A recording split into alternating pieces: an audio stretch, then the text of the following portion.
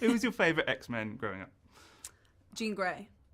And I'm not lying, she really was. The first ever comic book I read was the Dark Phoenix comic book.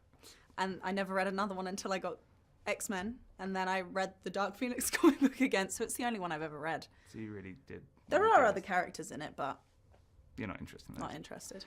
Did you ever talk to Famke Janssen about playing the character? I did. As soon as I got the role in X-Men Apocalypse, I got her email and we emailed kind of back and forth about where I was coming from approaching the character and if she had any like movies or music that she listened to or any kind of material that she read to kind of get into the psyche of Jean. And she also just kind of gave me her blessing for the role, which was really nice to have. Because, you know, when you take over a role from someone, you always kind of want to make sure it's okay with them. And she was lovely, so... It's like the passing of the torch. Exactly. It really is like a full-on character to play. Like, what is the biggest challenge, like, going into that? Ooh, there were a lot of challenges playing this character. I think the biggest challenge was just kind of trying to ground all of these fantastical things that are happening to her and ground it in something that will resonate with the audience, and it's not just kind of like, oh, look at those crazy things that are happening to Jean, you know? And so we wanted to study mental illness for it, specifically schizophrenia, dissociative identity disorder, and addiction. And so that was the hardest. Not the hardest, but it just took the longest, and it was a process to kind of figure out what's going on in her head in this movie. So that was extensive, but it was fun. That's amazing. That's really cool.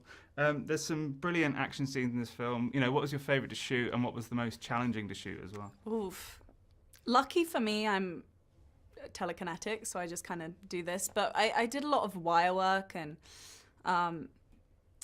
it's always fun going up on wires. I love it. I think, you know, that's movie magic.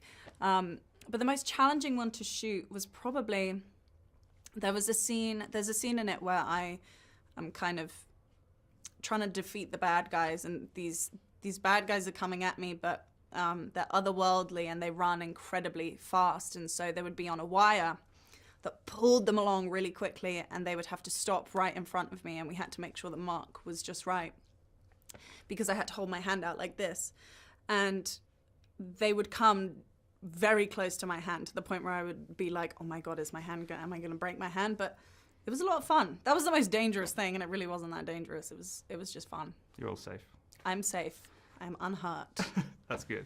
You have a lot of quality time in this film with Jessica Chastain, who's obviously new to the sort of franchise. New to movies, I think. I think it's her first she's one. up and coming. She's got a bright future, I'd say. She does. What's it like working with her? It's amazing working with Jess. To have such amazing scenes between two like very strong female characters who, and Jessica's character is an antagonist, but she's also kind of empowering Jean, and so it's these really wonderfully complex scenes that aren't just between good and evil.